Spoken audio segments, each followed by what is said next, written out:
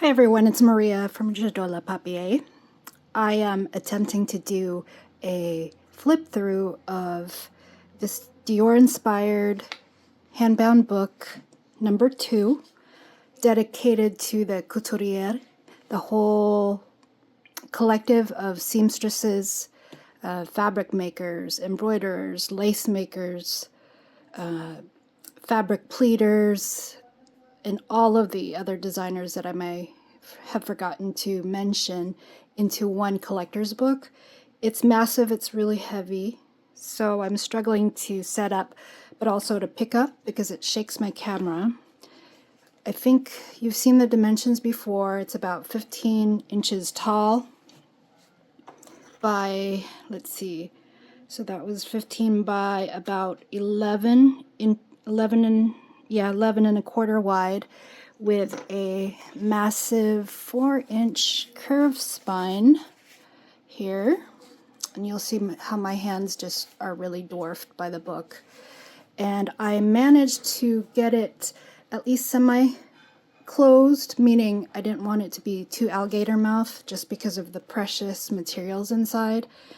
Also, to figure out a way how to place all of your other ephemera in something different. So there is this optional partner sewing travel notebook that you may have seen. It's a antique French silk with embroidery, gold thread embroidery on the cover, one piece. I got that from Catherine French Biadou, and it was just enough to make a traveler's notebook full of your pinning needles, because draping is everything. Some safety pins, your darning needles and your sharps, and your standard embroidery needles. These are vintage from 1970s, my aunt's. Your embroidery scissors, which are locked in here with a little bit of a snap. So when you open the snap, you'll want to use fingernails to unlock that. And same with this. Wait, no, this one's sewed down, but your tape measure. This one's just a remnant of a vintage piece. Vintage, probably antique French linen towel. So I think it has a little flack, so it's really stiff, but I thought it might be a cute pocket after you've done some embroidery practice. An antique dock, what do you call those? The shipping boxes notebook. And look how they bound it with a little needle, so be careful of that in the middle there. Don't want to prick yourself. Oh, container, shipping containers. And I thought I saw the year. It's 1800s, definitely. And then inside, you'll find some papers, magazine, antique ledgers from the 1800s. One of the sewing books that I had used for a lot of your references, magazine pages, carbon copy paper, sketch paper, and drawing paper. Actually, this is watercolor. Craft paper so that you can trace some of your patterns. And then what I'll do is I'll put some of the patterns potentially in this book here if it gets too thick. Some of the fabric bits, including some flax linen and your toile fabric in case you want to practice. And then in the back, some antique trim, some of your threads, antique French threads, your mother of pearl buttons. This is snapped on there also so that you could replace the buttons. So you'll see the back right there. Just put your fingernails through there. You'll have your tailor's chalk, brand new piece, and then some more embroidery thread here. Letter D, I highlighted that in a little bit of gold fabric. Everything's sewn down, and then some of your waistband trim here. So that is a great piece that'll travel with you, and of course it's replaceable, so you can replace all the pages. Nothing's formally bound in there, so that you could swap out your stitching and or measuring instructions. It has that envelope in the middle there with some labels so that you could label some of your drape pieces, and some, of course, 1940s and 50s inspiration. Is one piece of lace that was being repaired, darning on its darning paper, the original darning paper. Some of the areas that needed stitching I haven't fixed. I'm not the best darning repair person. I don't repair very well, so what I did was I covered them with some of these doily, hand crochet lace doilies, all French, and at least this one is antique. This one just might be vintage. The hard part about lace is it's hard to date them unless the seller specifically tells you what year, what part of the country in Europe it's from. But I did reinforce, so the repair was of this lace, it was probably a table runner, what is showing the back side of the lace. So I went ahead and left it that way. I did not want to disrupt or disturb it. So I just reinforced it in a few spots, but you will see some of the aged threads that reinforce it, but I reinforced it a little bit more just so that even if there's a lot of usage for this, it won't come apart. So I did reinforce a couple more spots with some lace to make sure that it would not tear or catch on your table. So there's another lace doily, embroidered lace, or bobbin. Actually, I'm not sure. It's so hard to tell. And then some areas that still have holes, but I did reinforce the area of the fabric part of the design onto the mesh. So this should be stable, and then any places that you want to reinforce, you could either lay some lace on top of there, or I don't suggest a lot of glue just because of the antique nature, and you do want to preserve this for another 100 years. You'll see a lot of the foxing, but this has been airing out for 2 months before I placed it on the book to make it into a book cover, just to make sure that it was no musty smell and or mildew. Massive, it's very heavy, but I did build the spine to match exactly the text block that I created out of all of these different magazine book pages from France, all of it different types of books and papers bound together, and then the spine was built exactly just so it could cradle it. So when you open it, it does actually lay flat, but in the beginning it'll give you a little bit of a curve to be able to take the weight. The reason I'm spending so much time explaining that is because of the delicate nature of the contents, which are more than just book pages from these books here, but they're actual stitching examples that are antique from this student, and also pieces that I've created to be ephemera.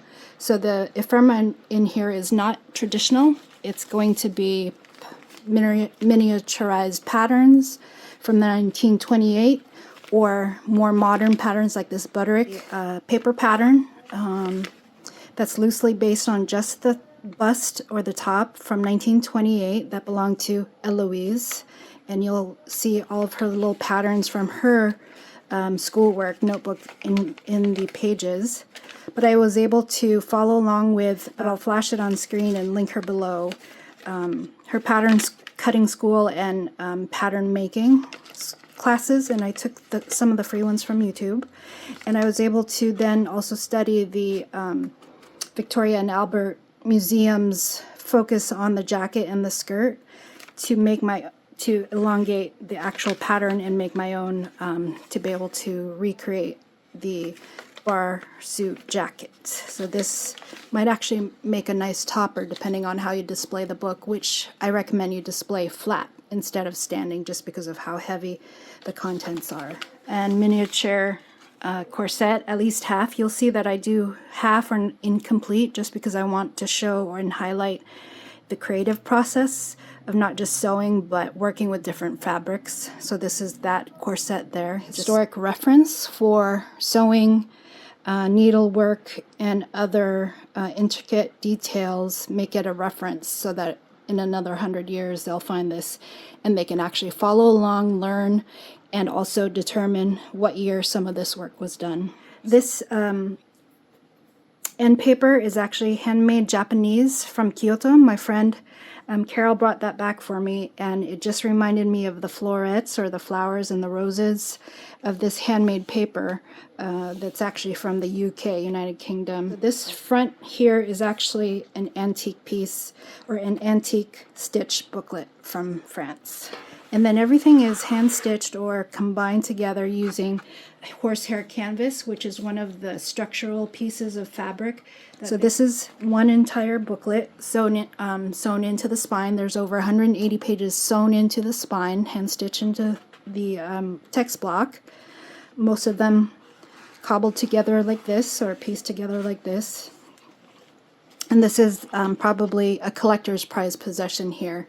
I didn't want to change it too much, but I did add elements either with paper clips and or pins, not glue, so that I wouldn't interrupt and or degrade any of the papers. I don't have a date on this. I don't have a name, so I'm giving it a face and a name of a 1940s, or actually a young lady born in Britain, 1925, who moved to Paris in the 40s, and she became an accountant. She went to college as to become an accountant. And if you've seen that movie, Mrs. Harris Goes to Paris, there's a head accountant at Dior. He's actually a male character in that movie.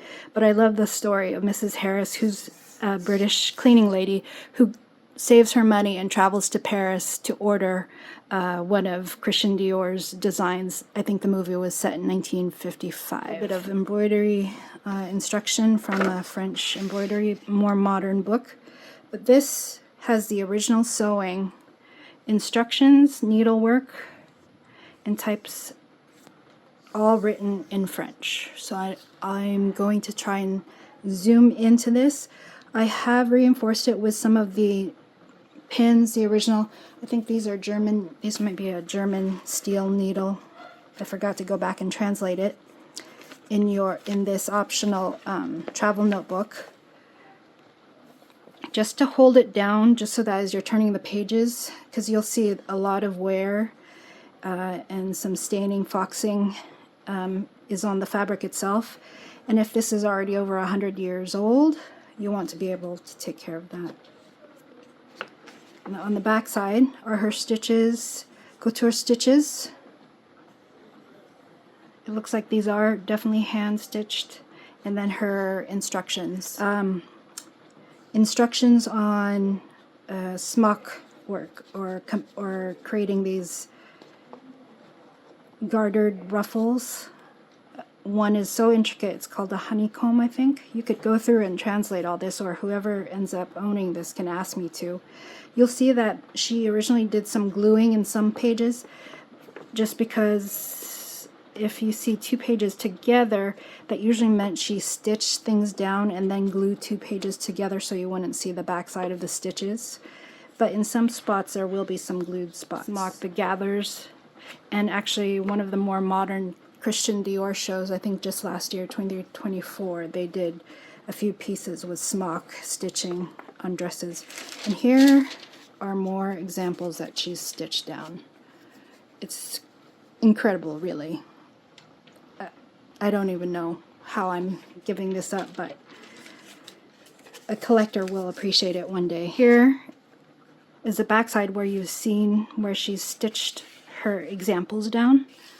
So I've left that blank, and if you want you can put some acid-free tissue or anything else just to kind of protect that.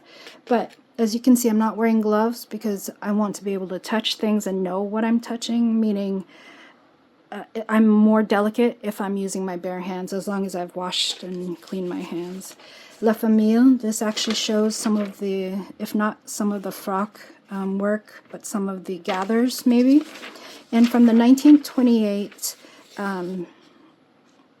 fashion design notebook, but the application of gathers on one side, and I've made some of them into little flashcards. So you'll see flashcards from book pages in here, from Christian Dior's definition of fashion, I think. I have that here somewhere. But these are actual pages from her notebook that I've cleaned up and made into PNGs so that you can project them, copy them, and you'll see these are the foundation of how I actually made some of the miniature examples. But how to make gathers to create the pleats in between. This netting is so delicate, but it is sewn down with her different stitches, her embroidery stitches on net. This netting is so perfect, but it's probably handmade knitting. I can't tell though. I can't. And then she used her different damask linen Oh, this one is a damask linen on top, and this is a tulle on the bottom. Buttonholes, hand stitched, and how to create the buttonholes. Of course, you can learn all this on YouTube, but it's so much better to have real life examples, antique examples. Buttonhole. So I found one of these little cufflinks. I believe it might be a cufflink. So I wonder if this might also fit in some of the buttonholes that were being created. Let's see. More instructions on little bags or le sac, and that is, you know, your little wallet pouch. I don't have an example, an antique example here, but the little handbags that they had in the 20s, actually any era, for a lady to hang around her wrist. Very detailed instructions. I do have this, but it is probably nearly antique. Do you think that might be the 1920s? I'm not sure what she's wearing, but she's doing some hand stitching. I do have it in this original sleeve because I got this from eBay. So that's an original. You will get a little antique glassine full of these German photo corners that you've seen me using on some of the photos and or book pages already. So there's about 16 or 20 in there for you so that you can lay these throughout the book. Oh, these intricate details. Go ahead and put her back so I don't lose her. Ironing napkins. These are actual pieces, minus one that was lost somehow, of how to fold napkins in different ways, plus the instructions. So each one will fold out completely, which is the most amazing part. She might have overglued in some spots, so you could try to open it if you want, but I did not. So that's up to the future owner to determine if they want to open those completely and follow along in the instructions with the tiniest little folds. Look at these. Maybe this is a little cocktail napkin. Probably why I love origami, just because of the folding. This one has a little bit of embroidery example on the front on where you could embroider some of your napkins. This one does fold out a little longer, a little bigger. Look at that. Not quite tissue, it's not quite craft paper, it's like a hybrid. I don't know how or what these are called officially. This one I'm gonna open also, just to show you how big. This one might be a kitchen towel maybe, or a tea towel. Some embroidery on the front, highlighted when you fold. This one, I believe, might be a dinner no, what is this? Napkin there. This one, when I translated this section here, the fold, I think it's a Haverson envelope, but a Haverson is a formula. It's a formula, a circle, based on a circle piece, so I'm not sure if that's exactly what that translates to, but it is an envelope. Instructions for creating an envelope fold.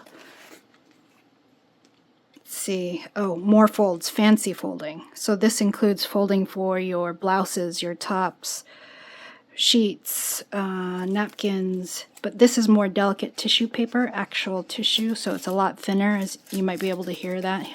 So it is delicate. So if there were any pieces that had tears previously, I might have used a little bit of mulberry paper just to secure some of the pieces.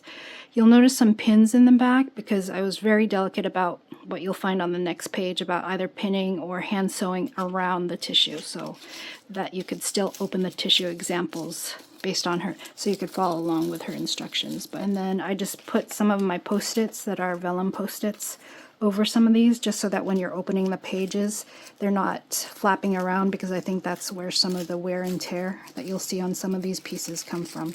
Like this one already had tears in it when I purchased it. I didn't repair it just because of the nature of the tears, but I do want to secure it down. Again, she glued it down in some spots, accidentally probably. This is a fancy napkin fold here. A little bit of washi tape just to secure this fold down, but this one opens up as well. but I think it's just fun for the future owner to go through and play or discover those folds. So you'll see now what I've pinned down and partially stitched, because I am very tactile, and I believe in the future, you know, even if this is museum quality, whoever gets to own this collection should be able to touch, feel, examine, learn from actual historical references or examples. So this one is early 1900s. This one was likely a bobbin lace. So you'll search on YouTube, or some of you may make it. Plus, yeah, it might be a bobbin lace. Again, I don't have confirmation, or is it hand embroidery? Was it a lever's lace? I don't know. So it's halfway stitched, and then I took the most delicate small needles, just because I don't want this book to get too thick, to pin half of it down so that you can, I'll go ahead and use this one as an example so that you can examine the different laces. And I'll link below a lace archivist who can help you determine what some of your laces are just based on her examples, but how difficult it is to determine the country unless you know where you purchased it from and what the seller knows about the lace. But a lot of the sellers actually just go to flea markets, and there's not a lot of history with some of these laces they find. This one might be mid-1900s. It looks like a lace burano, where it looks airy, like maybe it was just created without backing, so it's like stitching in the air. So laces were created without a backing, or without a fabric, or without anything behind it, like no netting. And again, these are just post-it notes, and I'll leave some for whoever owns this in the book so they can use it. Let's see, very delicate different rolls, the petite round tube-like rolls that were pinned down or sewn into the design. They're called a bias rollo, a miniature roll. So I think this is a hand-embroidered lace trim here. I don't know the year. This is, I believe, a lever's lace.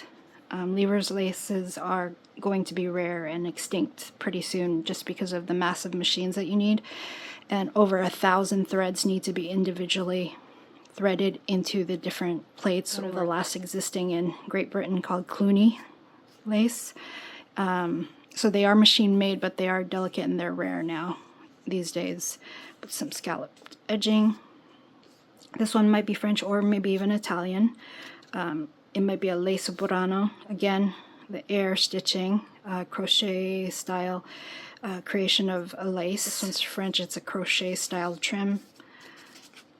So heavier threads. This page here is our oldest collection that I've been able to build. So this is just a little village of what a lot of the different lace makers, you know, where they're coming from. So they're not coming from massive cities or factories, but it also has an example of a finished square.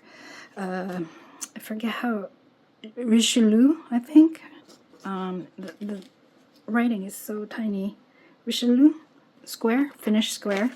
And then these are the book pages that come from Christian Dior's Dictionary on Fashion, and I made them into flashcards depending on what is being explained. So lace, some of the example of machine lace versus maybe the lever's lace,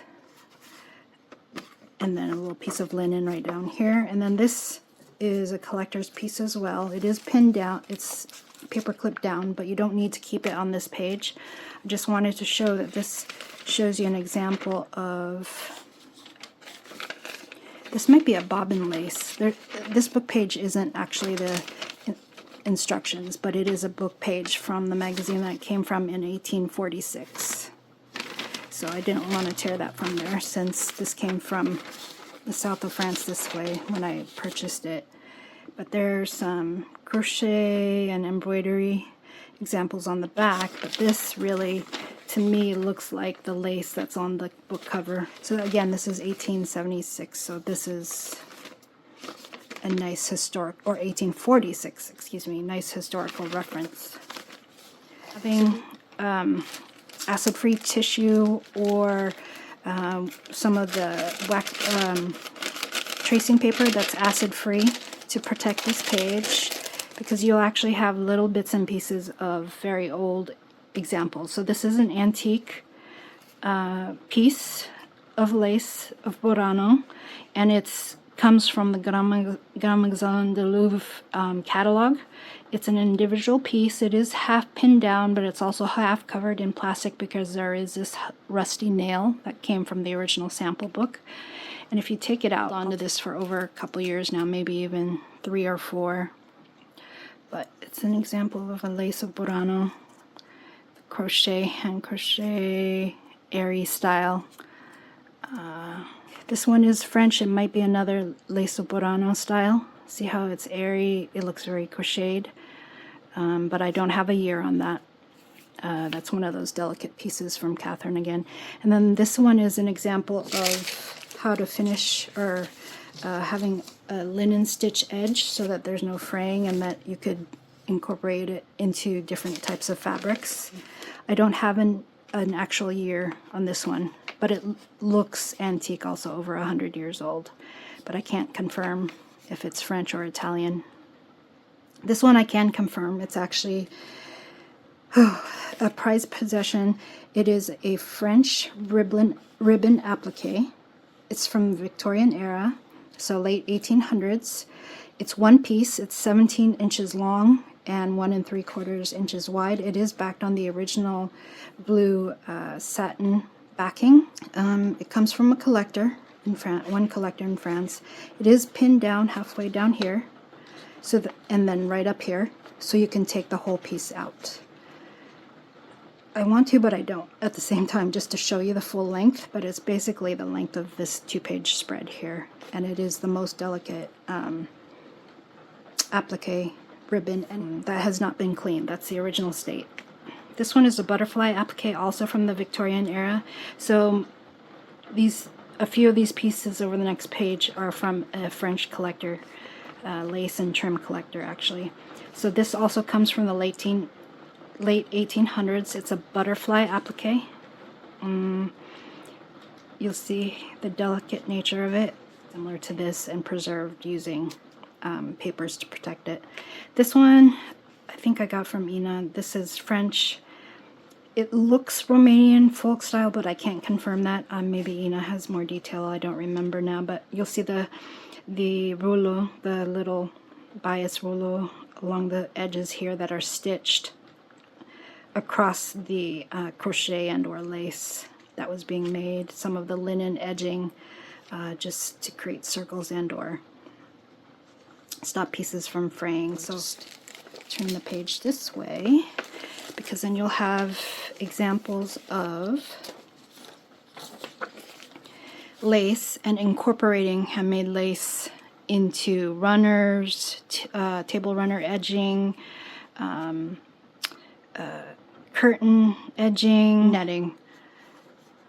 But I can't confirm again, but I believe this came from Ina as well. This is a handkerchief. At minimum vintage, it might be antique also, but the lace, the delicate lace, there. So this is a full handkerchief just pinned down, so you can remove that and examine that a little. This has been cleaned and pressed. And this is an example of silk and silk thread and silk fabric applique, a rose applique. A historic reference on a lot of the fabric and or cotton fabric weavers from the different textile companies. This is a reference from circa 1920s, so you're going to see some child labor references, but I think it's important not to forget them, because they too were part of the textile industry, and their number of hours and just the conditions that they worked in to be able to make some of these most beautiful fabrics and threads that they were working with. I just backed that with an old book page. And this is an original magazine page. I don't know which magazine anymore, but it's an ad of Marcel Boussac, who was a fabric textile maker. Obviously, if you've watched the show new look on Apple Plus TV. Boussac is a character who helped invest in Christian Dior so that he was able to open his own atelier. And Boussac was instrumental. He did his own weaving, designing, spinning of fine fabrics, but also was invented a very new way of screen printing fabrics. And then on back, just a little bit of French toile, and then your flashcards from Dictionary of Fashion from Christian Dior on different materials, how different materials act, and how they behave, and not how all fabrics are meant for all types of designs. So corduroy, crepe, carbon copy from a fabric or a textile maker in France, and then different fabrics that Dior was known for making, and his love and passion for old Scottish fabrics, checks, English wools, twills, and I'm forgetting what some of my fabrics are here, but the cotton twill might have been a horsehair canvas fabric. So this actually typically is lining in between the suit layers of the English wools. And then velvets, he used a lot of velvet, a lot of dyed silks, hand-dyed silks, hand-dyed tulle. This one is a really fine tulle, so it's not the ultra stiff examples. So if they're examples, real life examples, again, I want it to be interactive. Some are stapled down or paper clipped down or pinned down. But this is Grand Magasin de Louvre. Catherine, our lovely Catherine, who gets so many magical pieces and like this, so you can play.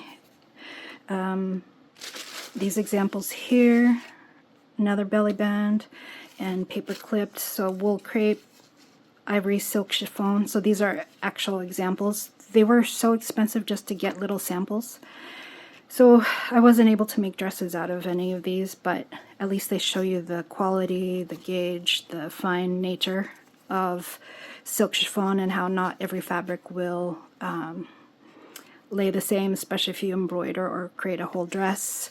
And some people just aren't meant to work on ultra fine fabrics. There's actually a funny section on Christian Dior saying you have to have petite hands or little fairy hands to be able to work on some of these fabrics. Some French ledger from 1945. I think this is English ledger. And then this little paper tab here just hooks onto your belly band like this, so that you can, again, be very interactive with your pieces and samples.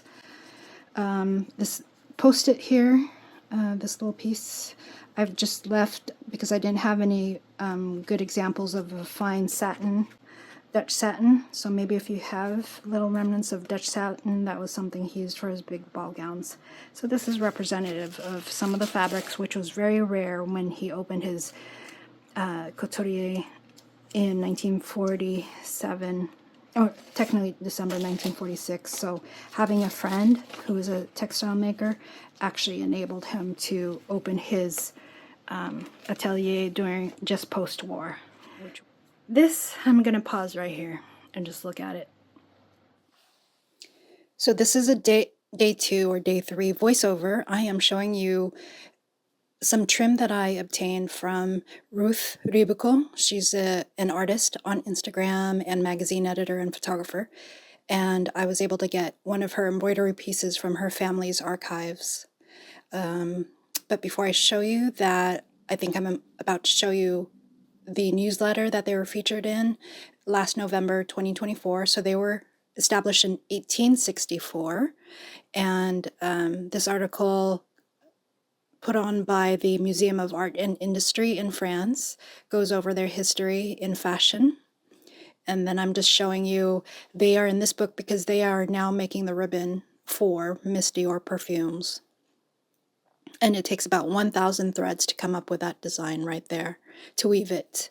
So I don't know if they have other variations, but here is the piece from her personal family's archives.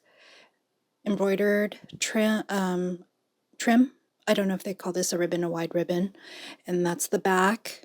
and the colors are much more vivid in person. The measurement is almost 3¾ inches across, 7 inches tall.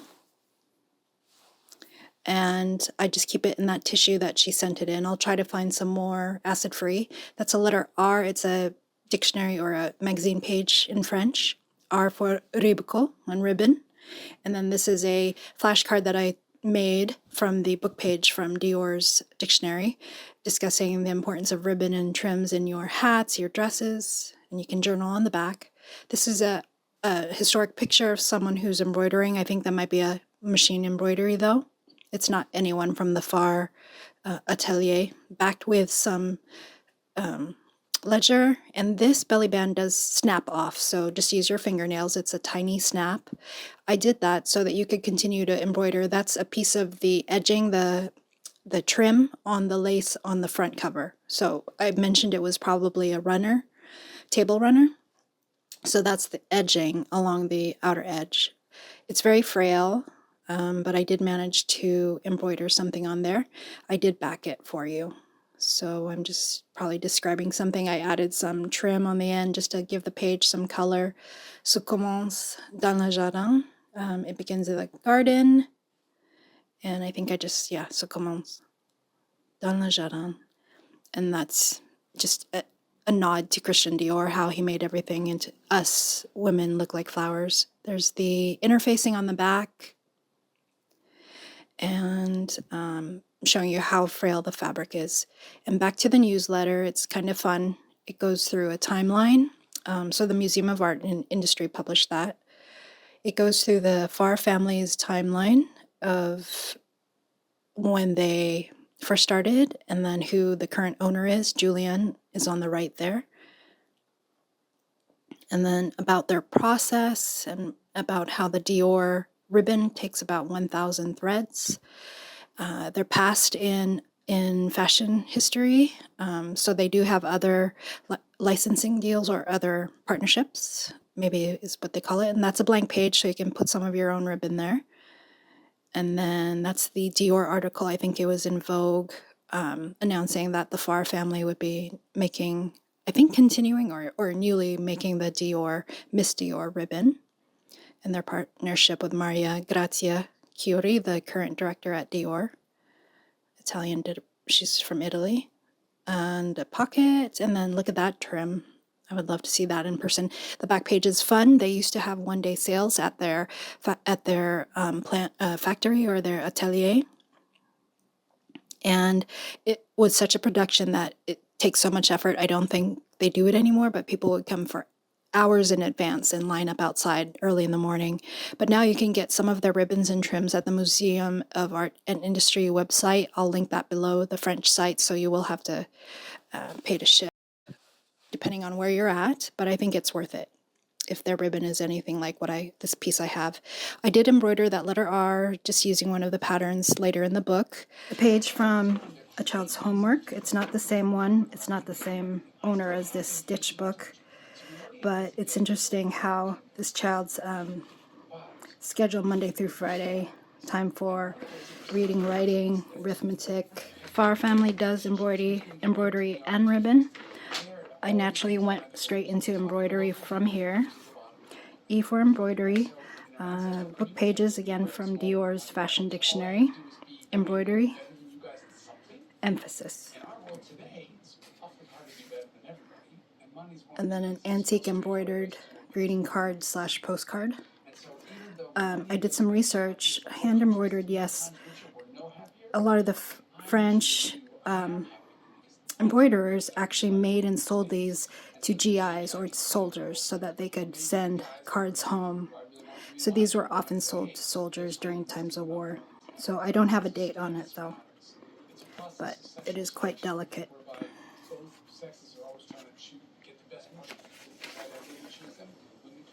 Our magazine advertisement about our favorite DMC embroidery threads, silkier.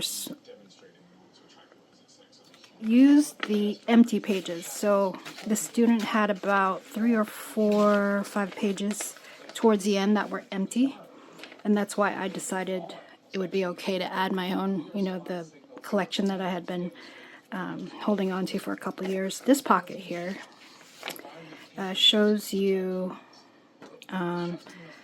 the embroidery and lace as it pertains to putting in your linens. This is a little bit about point and relief, raised threads or raised fabrics or designs. It could be crochet, page and instructions from Lisette magazine, 17th of July 1949. It's a French magazine, and there are some crochet instructions and ideas for children's bathing costumes, and some fine trim work and embroidery for baby clothes. Even comes with a pattern, I'm sure. And then this one is from 1947. It's a complete embroidery magazine from Lyon. And look at those giant letters. So I actually wanted to try and embroider some of these. It's pretty delicate, so you'll see I tried to repair holes, patch it up with a combination of some mulberry paper, cotton paper. But the reason I want to keep it intact is because of all of the designs in the middle, including the butterfly, which is emblematic of Dior, the flowers. This book really is not only a museum quality collector's item, but it's instructions and references from different eras on sewing and fabric making and embroidery and trim work, not only in fashion but in day-to-day clothing. So these were some of the reference photographs that I mentioned where there is child labor in the history of fabric and textiles, and cotton weaving and making. So it's important, I think, not to forget them or not to blush over it. And then this page here has the oldest piece of embroidery that I've ever owned. It's from 1887. Did I write it down? I'm pretty sure I did. I have my notes somewhere. Let me pause. 7. So it came from a sample book of Maison Cédille, and it's in nearly over 130 years old, but it's in nearly perfect shape. So it's a combination of metallic threads and multicolored threads. And if you look at the color, it's as if it was embroidered a few days ago. If you look at the back, look at how fine that hand embroidery is. If you see my hand embroidery, which I do have a sample of in beyond the words, it's not that fine. This one I recommend you cover with acid-free paper, tissue, and or acid-free tracing paper, for example. I have a little book page, vintage book page information on dogwood. I'm not sure exactly. It looks like maybe some dogwood flowers possibly, or dianthus maybe. And then a little bit of tissue from British Ledger. Let me see. Yeah. So when you turn these pages with items, I have not pinned this down, so whoever owns it can pin it down if they want. But I book. I use this, I think it must have been an antique handkerchief. I went ahead and embroidered a butterfly on it, and I'll show you which course I took. She has some free YouTube videos, but my hand is pretty, I tend to like really chunky, thick threading, and so I did double what she recommended, so it turned out really thick, and this fabric itself is really fragile, so see how it rips easily? I actually embroidered on the wrong side, because the front is this delicate embroidery with an embedded lace, but then my poor little butterfly is actually on the other side. So now you can call it a double-sided handkerchief. Anyway, I have it wrapping around this French sample card. The seller thinks it must have been like late 1800s, early 1900s. There's no official year on it. It was she did acquire them already cut in half like this, so maybe that's how they, I don't know if that's how they sampled them.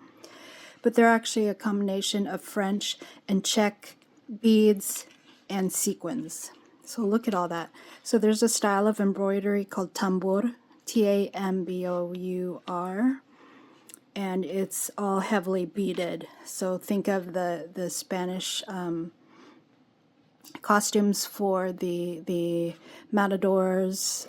But in this pocket here, I've got some book pages from that Vogue sewing book, because I feel like in couture, there's a lot of hand sewing. The running stitch, the back stitch, half back stitch, the blind hem stitch. But slip basting, talks about basting stitches versus machine.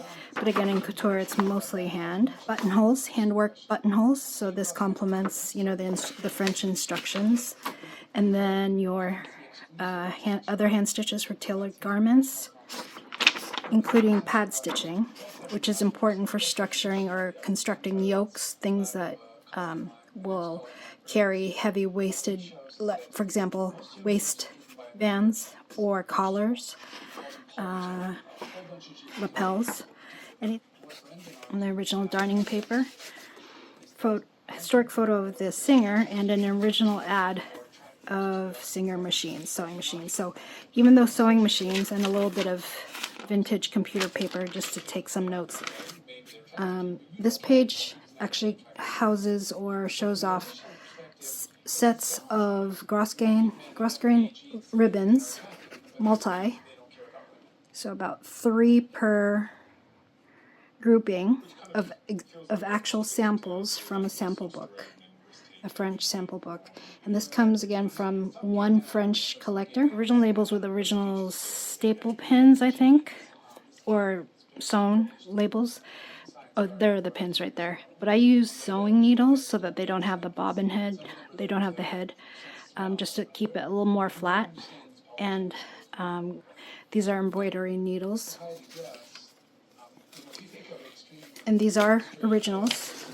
This one has a copy of the label from 1919, only because I'm keeping a piece for myself. So I'm keeping a little piece for myself.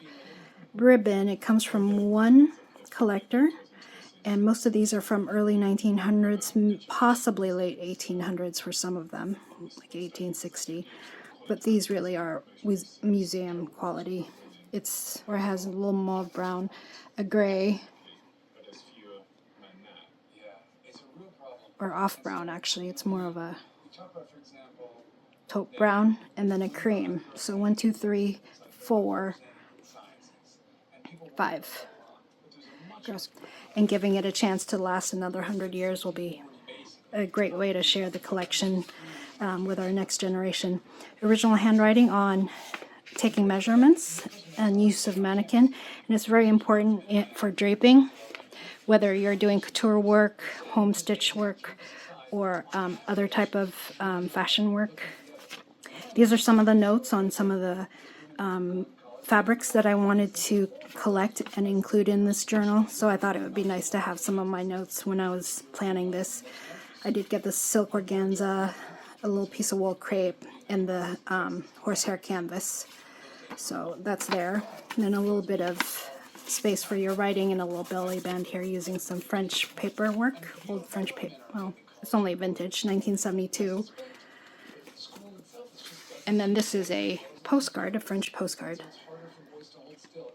Because I feel like having the face and the exact measures of your specific client, creating a bust specific to them, just like in that Dior photo in the front of the Atelier. More instructions on measures, different areas. And I did include different areas for measuring, techniques from Eloise's 1928 schoolwork notebook. And I'll show you that a little more detail about her notebook later, but I just copied these onto parchment paper with measuring. And these are the last few pieces of ephemera. So there's a photo. It looks like they might be, I couldn't tell from the description, but facility or manufacturer, 1930s. A full la mode illustré. from the 7th of September 19, is that 1919? Yes, 1919. Just so that you could see, because I can't claim that this stitch book is 1919. It might actually be even later, early 1900s, late. But I like to see the different fashions. And in the middle of it, you could see that it has some patterns for some of the dresses, and see how they were a little boxier and not as full as Christian Dior's. Yes, if you open this up, it's bigger than the book itself. Let's see, so, but for embroidery, stitch work, news, advertisements, more Singer advertisement on the back. Some of my tissue and pattern paper from France. I think this was from Sarah, but I just left it in here. I patched it together because I just like this large envelope, and I framed it with French, antique French wallpaper, so you can actually see that there. And then a label, an authentic trim label from the U.S. This might be U.S. though, but it's vintage.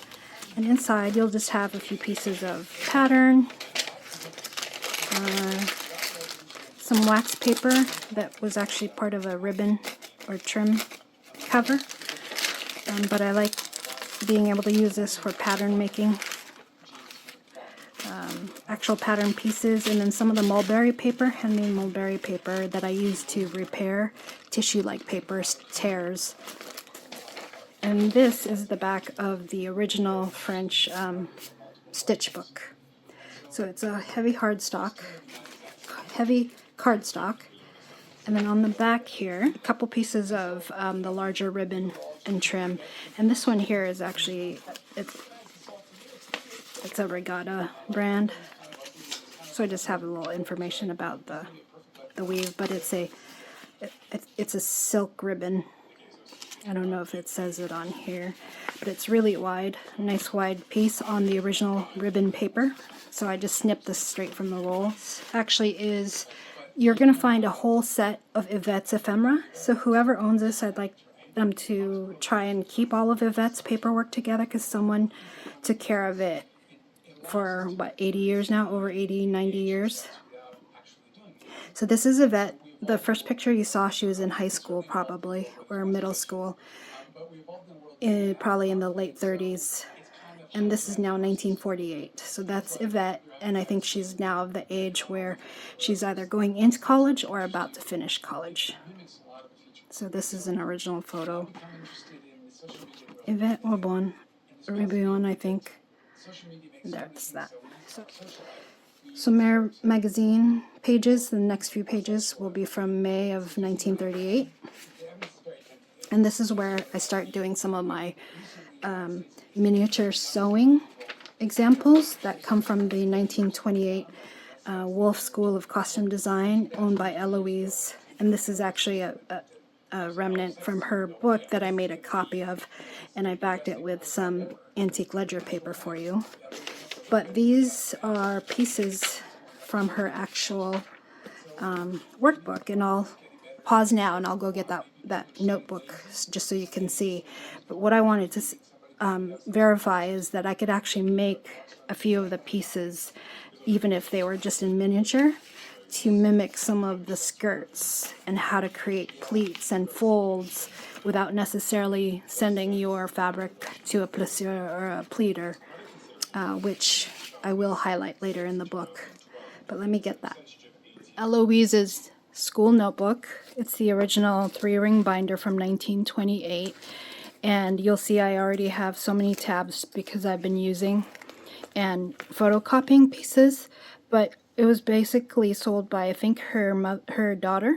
So it was her mother's from her studies at the Wolf School of Costume Design in Los Angeles, 1928. So 96, actually 97 years now. So in 3 years, these will be antique. But the nice thing about patterns is patterns themselves are not copyrighted, but individual couture designs might be. So you understand, just like with the coat that I made for the bar jacket, you understand how patterns are put together, but also how to adapt patterns and make them uniquely your own. And so that's what the seamstresses at the Dior Atelier had to learn how to do, is he'd just hand them a sketch, and then based on their experience, they would actually figure out how to sew and construct the piece that he actually wanted or had in his mind. So these are her own notes, original notes on tissue paper. See through almost like a vellum, but it's like thicker paper. These are all her originals, her original handwriting. Her name's Eloise. What's Eloise? And I think with the basic pieces that I'm including in this book, you should be able to adjust and make left tops, dresses, jackets uniquely, and call them couture. So I've been scanning and trying to make some notes based on her notes. But I love on how to make or add gathers, how to include pleats if you can't afford to have the whole fabric pleated, or if that's not what your design look is. So it's pretty awesome. I mean, she has all this homework where she's showing you where she's adding the yoke or the padding to create flares and or pleats. And I'll include some of these, and then wherever you see black pieces like this, that's where you know you're going to add your yoke or extra stitching, pad stitching. So you'll see examples of these. And what I do is I just use carbon paper and then draw or copy it, trace it right over my packaging or craft paper. So then that craft paper can be my pattern design. Blue chemise dress, I think, from the 1990s. I think it was called her revenge dress. And it looks a lot like a slip or undergarment, but it's full length. So I love all these instructions. My goal is to have several digital kits, because you can actually use these. I'm going to make them PNGs so they have a clear background. Project them onto your wall, and then trace them onto your pattern paper that way, so that you don't have to go to a printer and have it printed at FedEx Kinko's for $20 per plotter page. She has a lot of these blank pages, and that's where sometimes I'll make copies or include pages in your book for you. But it's a pretty awesome historical reference. If you learn how to do the basics, sew the basics, and construct the basics, I think your couture career is well on its way, as long as you're patient enough to adapt and do a lot of hand sewing. Okay. Day 3 of filming. I'm just trying to catch any sun. So I've shown you the 1920 notebook, student notebook. So even though this is primarily a collector's notebook, book, there will be some journaling spots on ledger. And this is just a tuck, or not quite a full belly band. A lot of these original 1940s, 1930s magazine pages are brittle or very thin, so I didn't want to put too much pressure. So if you're going to be digging into pockets, I didn't want that to happen anyway. So I took the pattern, I put the yoking or the padding where she had them on her designs. I'll leave some fabrics for you, some twill for you to play. I don't know if you could see it, but once you have that in there, if you were to either stitch or iron, I've seen them stitch to the yoke before, just like in the bar suit skirt. It will create all of these loose pleats and or frills and gathers. So I love that. And this is just half the skirt, so if you can imagine that skirt going all the way around like that. So again, it's about forming foundation pieces, knowing how to construct them. So behind this authentic label is a soap or a perfume label. This is how I do it. I'll print it out, and then I'll take the carbon paper and trace over the pattern itself. This will be more of my loose pattern, and then you can use it over your different fabrics. So I love working in miniature. It's a lot cheaper, especially since a lot of the fabrics that he chose were very expensive. Undergarments are going to be very important in his style because of the shaping, and back then they had a very pronounced sharp edge to the breast line. So even with this corset, you'll see it's not a smooth curve, but it's actually more of a, I don't want to call it dagger, but just a sharp edge to the bust line. So that has a historical reference in here as well. Didn't want to cover those up. A piece of carbon paper from a textile maker, I believe. And then I took Eloise's standard blouse or top pattern and followed her bias instructions. So if you were to glue down her bias or sew it down, you could see that it has more of the sharp line here, and it's a nice full bust line. But the Christian Dior Y, which I followed Charlotta's pattern cutting school tutorial on, cuts an additional gap to create a Y, so a letter Y here. Gives you additional fabric at just under the bust line, so that when you gather and sew this together, it actually gives you a little more volume at the bust line. So it's probably hard to see on camera with paper, but it's slightly more voluminous, gives you a little more fabric underneath the bust line versus a standard very tight sharp bust line. A few of the notes from Eloise on her standard dart. But there is a quote in here. Christian Dior says, or maybe it's on video when he was at the Sorbonne, that it's all about the cut. The cut will help you eliminate additional seams or extra bulk. This is the Raglan Coat from Eloise's homework. There's the finish. It's a little baggier. I did, again, print it and put it onto my craft paper. Here's a little bit of carbon from me outlining the different pattern pieces, and there's still plenty of carbon left in this, so I left it in here for you to play with. And I'll be leaving, you know, little ledger pieces throughout for you to take notes if you're going to go through and design this. And I also printed it to tissue paper, but it's actually easy, and here are the instructions. This is how I figured out how to put the Raglan Coat together, because there's very few YouTube videos out there, and so that took me a while to create, just by cobbling together instructions. Here are pieces, and I had to figure out, you know, this is actually part of the collar, and this is lining. This page is all about the lining for the Raglan Coat, if you're wondering. And then this is the main side and front piece. So that's all there for you so that you can construct and finish it, because you'll notice it's only half, just half a piece, just to make sure there's not too much bulk in this book. But so there's the lining on the inside, there's the back piece, and then there was a little bit of a dart right there, just to make sure that it's pulled into your collar line. And then this piece, the actual Raglan sleeve, there are some tutorials on YouTube, and I can link at least one of them below. I didn't realize that was a sleeve there, and there's your collar. Seam exposed, just because I thought it was kind of cool to show you how you're going to line up your markings to be a workbook and historical reference as well. So I like those interactive workbooks. When I was a kid, you'd buy them and you could cut out pieces of dolls, paper dolls. Let's see, so more of the gathering. This is page 2 of the application of gathering was the first one. This is application of flares. So it flares out versus gathers in. So the flare is towards the bottom to create volume, and then there's of course the gathering or the pinching at the top. Fussy cutting. I'm inspired by all of my favorite friends in this community who do a lot of fussy cutting, like Donna and Ina.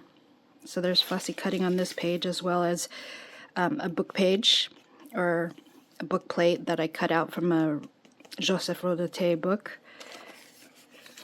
A few embroidery patterns. I think that's a letter F. It's hard to tell. And a B. And then a book page, Water Lily. And this is a little piece of that antique lace. This tab here. Most of the pages are actually bound in the book, but there are some floating pages so that you could actually take this and trace. Looks like someone wrote there. Trace any of these embroidery letters, and this is how I made the letter R for ribbon and the letter I. I'm going to attempt to try to make a few more letters depending on who purchases this, if they want any embroidered letters. Cobbled together some of the craft paper and book pages that I was using for my patterns. This is an antique 1920s sample page of French. It looks, there should be a whole journal just on lace history and lace types and lace techniques. But this sample page is from Garfield Stahl, a New York company. It's a 1920s sample book of French lace. This one is bound into the book. This is actually a page on smocks. So you saw the examples in the notebook up front, in the school book up front. And here are some daily applications in dresses and children's daily wear. Magazine fashion pages from my friends who know I like to make these. This is a historical reference of a cutter. And again, so this is part of the whole collective of Couturière. And some instructions on your raglan sleeve. And then I made it into a journal card, flash card. And you'll see some of these post-its that I'll lay around every now and then just so that you can write on pages or take notes for yourself. So I like how it's along this 1941 geometry homework page where there was rarely any fabric available. This homework is on the page. This is the original homework. It was originally pinned right here, so you'll see the rust stains there, but it created a little bit too much of a gap, so I moved it to the middle here. Be careful with that pin. And then here's another historical photo. Someone sewing at home. It looks like she's cobbling together maybe into a journal card with book pages, antique book pages on the back, and a little more about your regular sleeve. And notes from Eloise. I made that into a flashcard / journal card with some of your post-its here that you can move about, and then cobbled it or collaged it together with Lombard Street, excuse me, duplicates from London. So there is some journaling space on the back of this homework here, and that's why I pinned it and left it for you so that you could do some writing. Just be careful. 1931 original magazine pages of writing, because again, Christian's mom rode horses, and of course he was already working in the 1930s as a sketcher for various designers. And then just a tuck, again because I don't want to disturb too many of the magazine pages, the 1916 ribbons and trims that I kept. So again, I wanted to keep some for myself, but here's that original label, 1919. 1931, Gentlemen, Let's Dress Up Fancy. So if you have a photo of Christian, there'd be a great spot to include his face there. Gloves, one of the book pages, dictionary book pages, made into a flashcard, the importance of gloves. Ina recently put an antique French glove, the Shrank, in her journal, and Sharon as well had pieces of glove leather in her book. I don't have any, but I love the use of glove and accessories. Keys to Good Dressing, and this is one of Christian Dior's designs. It is matching gloves, muff, hat, of course the shoes. Roman carbon copy. This is 1933. This comes from our friend in Italy, Roxy Creations. And then these pages are actually floating pages. They're pretty delicate. They come from a, let's see, which magazine? Oh, Marie Claire, May 1938. So I will try to include dates of magazine pages if I know which ones they came from, the French version, just to show you what designs influenced Christian's first design for the new look. But of course things are a little more streamlined back then. And then this, I'm not sure if this is also Marie, this is not Marie Claire, but I did want to show you. It's a massive magazine page, much, much, much taller than the book itself. So this is probably a 15, 18 or 19 inch tall. But it has a little bit of pattern on the bottom there, so maybe you could scan that and enlarge it and recreate some of these skirts, although you could take Eloise's patterns, match it up, and determine which ones you already have. So the gathers, the pleat, creating your own pleats without having to go to a pleater. And then designs from 1938. So that's in here. Again, because I used horsehair to bind these pages and to give space between them, you could actually tuck some of your more brittle, delicate, antique pages in between them to kind of protect them a little bit. And then as you close it, it'll look like it's actually bound in the book. This is a little bit out of order, but I love the use of the pink and the juxtaposition with the oranges. This is actually a Balmain design, I believe, and it's a giant bow. Oh, I did put it here. Cover, oh, excuse me, Balenciaga. I think I just said Balmain. It's a Christmas ball dress from 1951, and it discusses his love for bows, and this is the biggest taffeta bow he's ever made. And then it turns out Lucien Lelong also had makeup, so sealed lips, lipstick. So Lucien Lelong, Balenciaga, they all work together, Christian Dior, in their design conglomerate in Paris. Pleats, horizontal pleats, a little bit of ledger in case you want to write a note there. This comes from my wallpaper, historic French wallpapers, handmade wallpapers book. I just love the red and greens and the flowers here if you have more trims or any laces that you want to include. I wish this was in color. Jewelry and accessories. I believe this is 1951 Vogue, so it partners with that Balenciaga cover. And I love this layout because of the blues. So I gave it a little bit of the blue handmade paper as its gusset there. But a little bit of chiffon, poly chiffon in blue. Samples up here and who they're by. It's actually a modern bridal company. You could actually order that, but this silk chiffon I ordered from Etsy. Martha, not Mary, I believe is her site. Ivory silk chiffon gauze. Look how thin that is. So you really need fairy hands to be able to work with this fabric. Try to embroider on this fabric. Can you imagine all those Miss Dior flowers embroidered on there?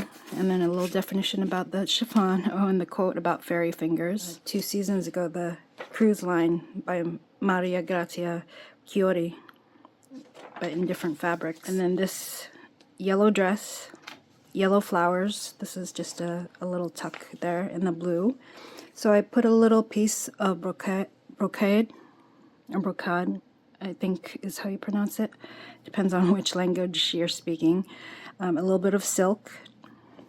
And on the back of the brocade embroidery, you'll see a piece of their interfacing just to keep the threads from fraying. Actually reminds me of a actual Christian Dior dress that I wanted to have in this book, but I'd have to order the original from H Prints. But it's kind of a reverse, but it's a little more casual top, something you'd see a lady in the 50s wearing, with this extreme voluminous, partly pleated ball gown length. Isn't that beautiful? So I wanted to order this, but again, you'd have to order it and have it shipped, and I think with the shipping, even though it's fairly affordable compared to this other website I found, it would be another 35 euro. Translate that to US dollars, and more H prints that I wanted to include. But whoever owns this can add a lot more original magazine pages and ads as they like. I made tabs just by cutting or using up some of these pieces that I got from Sarah And it's kind of fun because you could put a little dried flower here and tuck it in before you use it as a tab. But these, I believe, are levers lace patterns from a British book. I'm not sure now. I'll have to double check. 31st of August 1938, this homework cover, or it was an engineering design cover. And so it is a harder cardstock. You know how I try to limit the cardstock, but it's just too perfect. And this is actually just embossed because Christian loved to use a houndstooth design. So it's just a floating pocket tuck with some of your waistband trims, so they're stiff, so they can actually give your gathers or your yokes a little structure. And on this side here, in this wallpaper, I'm not sure if it's American or French, but Donna shared some of that with me.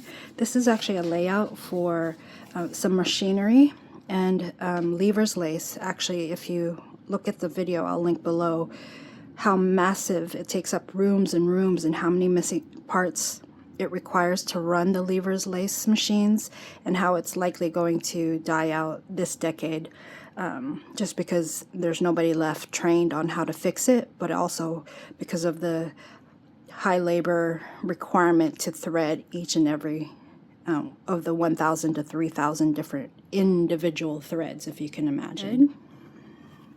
Here you can see a little bit darker of the interface just to keep it from fraying. So how beautiful. Even the back side is beautiful. But I love how it looks with that gold reflections of this wallpaper here. Another flashcard explaining brocade and buttons. So I have some buttons here on this clip, and then I've created a tab here using some French trim from Sarah, and then this is actually a button card that I made into a paper clip.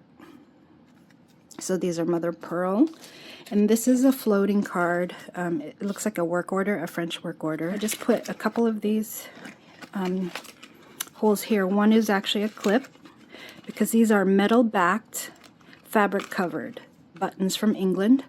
And Christian Dior, especially in his first new look, and for the first 5 years, was using fabric-covered buttons. I'm not sure if they were metal buttons like this one, but for this one I wanted to show you, I just backed it with one of our miniature magnets. So be careful of that because I didn't glue it down. It does move, and then it just snaps right onto that little whatever we call these things. I forget what they're called. But these float. These are very thick and they are heavy. Again, they are metal buttons from England. So I definitely intentionally leave the buttons hanging over the side and floating so you can move them about instead of leaving them in the middle of the book unless you want to find your place. It will create quite the gap. The 5 on the front were covered buttons matching the fabric of the jacket, and then he had 2 covered buttons on the sleeve as well. So covered buttons in his early designs, fabric covered. Now we're entering into the early 1940s, mid 1940s to the 1950s leading up to the opening of Dior. And I put this, comes from my Time magazine cover, New York Times covers, but it was perfect. Post-war struggles, because right before Christian Dior opens his atelier, his couture shop, he actually struggles with finding fabrics. In fact, they have a show post-war called La Mode, what is it called? The miniature fashion designs, because fabrics were so expensive and limited just post-war, and leading, even during war, there were a lot of these auctions, public auctions. So this is an authentic 1942 auction notifier flyer of some properties and items throughout in Paris. And so that's how he actually acquired the hotel for his 30 Avenue Montaigne site. A lot of buildings were being sold just post-war. World War II section is because I want to remind you that fabrics not only were rare, hard to find, and extremely, extremely, extremely expensive. So it was only because he knew, and he was part of the French fashion designer conglomerate with Lucien Lelong, and his friendship with Marcel Boussac. You saw the ad in the beginning. But I wanted to leave this in here as a reference. It's actually a timeline of front page news between 1945 and 53. And what I did was I took miniature photos, magazine pages, cutouts, and put my glue, the repositional glue, so that you could use these as post-its. And along the same lines, so in 1946, December, Christian Dior actually opens his atelier at 30 Avenue Montaigne. And then his first fashion show, which include the new look, was February 12th, 1947, so just a couple months later. And there is Carmel Snow at that first fashion show, his atelier, opening a few months before. So some of his designs. So you could replace some of these small photos. Just make sure to use your repositional glue, just because it's pretty fascinating how the rest of the world is just trying to put itself together post World War II. He's opening this couture, and I think less than 2 years later, Diorissimo came out.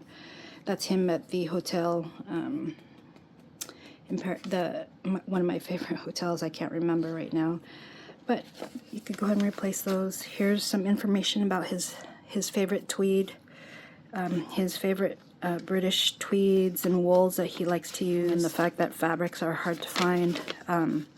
Lucien, I mentioned in the beginning, Lucien Lelong was actually one of the first, if not the first, to actually come up with screen printing fabrics, or really making it a mainstream process. So this is just a little snippet from Sarah, and then a little textile company. It's actually a Wisconsin textile company, but it's still fun to see. And using pet tape. And then some more of the news. So it's nice to stay grounded with what they're doing, and in the midst of all of this change and rebuilding, Christian Dior opens up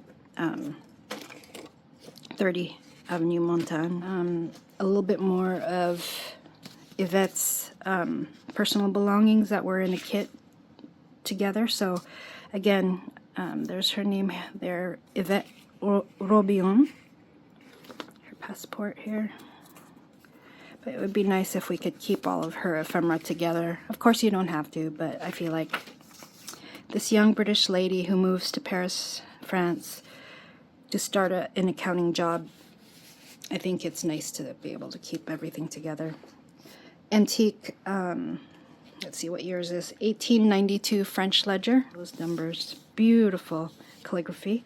A little bit of a feather. You might be able to put a tip on here, one of your, or dip it in ink, but I just love that it's with the letters in the blue envelope here of Yvette's. So these were letters where Yvette was actually reaching out to her vicarage in Oxford in England, asking for work or places to stay or temporary work just after she finishes college. So they've kept all these letters for her. Plisseur is one more in this envelope here. It gives it that real touch. Of course the pages are real, the instructions are real, but you know, it gives it personality. A little bit of actual Russian, what do you call this? The netting for hats. Modern, I believe, machine-made chantilly lace. And this looks like it's probably a brocade. I can't tell, or did they layer lace? It looks like it's probably a brocade fabric in black. It's not Christian Dior, but it has that look, the shape. I don't know if it shows, which it's either Vogue or Harper's Bazaar, but it's roughly in the 1930s, 40s. It's pretty delicate in some places, so I just did some patching. And then here's some antique ledger from, where's the year? 1887. Just smart suit, the gloves, the hat, and the scarf. Accessorize, accessorize, accessorize. This is a collaged page. I didn't like the magazine page, so there's a little bit of a tab here of a modern Gris by Dior perfume spray, and then a little bit of the twill. I think this is a twill fabric, modern twill gray, but it's very representative of his favorite gray for suits, and there's actually information about the color gray. So some antique ledger for you, some of the carbon paper where I traced the skirts, and then some ledger, British or French ledger. Even though it's a historical reference, you could still write and add your own designs or notes throughout. Pleaters page. So this is about the pleating process of fabrics. Not only were they expensive, but they were very, very, they were sent out to get these very intricate pleats. So there's a company called Gérard Lognon. He's a Plisseur, a pleater. It's already the 4th generation. They've been around since 1850, since the Napoleon era. And they actually pleat your fabrics. I have a little bit of a sample here using cardboard and steam. So if you can imagine this cardboard, 2 pieces, and see how the 2 pieces kind of lock and kind of create a crimp? And then if you steam the fabric in between it, it actually creates whatever the pleat or design is of the cardboard. So I'll show you that again. So once the fabric is in between here, pretend this was the fabric or we're in between, and you lock it. See how it kind of creates the waves already? But of course they use weights to help lock the fabric in between. They roll it and then they steam bake it for up to about 4 hours. When they open it up, it gives you these amazing pleats and designs. So this is actually a piece of material for hat making. So it comes from the what are the hat makers called again? I forget. Oh boy, don't do this thing, video flip throughs first thing in the morning, although that's all the time I have today. So this is, it has a little bit of horsehair, so it gives you this, the really stiff feel to it, but it's been pleated. It's a British material, and it's meant for hats. So I'll flash that or link that below. But look how beautiful that is, and then some embroidery along the tops, just like the yellow dress. This one has more of a slit in the middle, but it's the same cut. So if you have a basic understanding of, you know, the foundation of your blouse or your top, you can make almost any design. Well, oh, and this skirt here looks like it's 1951 also. This obviously is not designed by Christian Dior, but I wanted to show you the pleats or the gathers again using your yoke. So that skirt pattern that we had in the very beginning, foundations basics, there's the yokes or the pad stitching on the back, so 2 pieces of fabric. I took an iron to create these pleats just to really show and highlight instead of using stitches, since it's such a small tiny example. When you turn it over, it gives you sort of the form and shape of the skirt right there. I love Sarah's ideas of using hairpins and clips as paper clips. Oh, here on the back side is the example, and here's the pattern that I used. So circular skirts, where to put your padding and your stitches, or your padding and your yokes. This one, why do I have the short? Oh, I have this shorter version because there is this design where there's a flat piece in front without the pleats, and then it shows you how, depending on how you stitch and or iron around your yokes, it creates pleats at the side. So again, these are all going to be digitals, and whoever gets this book, I can send them the digital kit as a inclusive of the book itself. So there are your 3 yokes, your pleats on the side, similar to this skirt right here on the right. And then there's the back. On the back side, I left the padding on the inside just to show you. But this is how I like to do it. I like to do it with paper first, just to make sure I understand how to construct it, and make sure I understand her instructions, and then I'll move to fabric or a toile. It's amazing that we're just still using all of our sewing basics in couture today. Pockets, my favorite. So same skirt as the gathered skirt on this side here. Original ad by Revlon.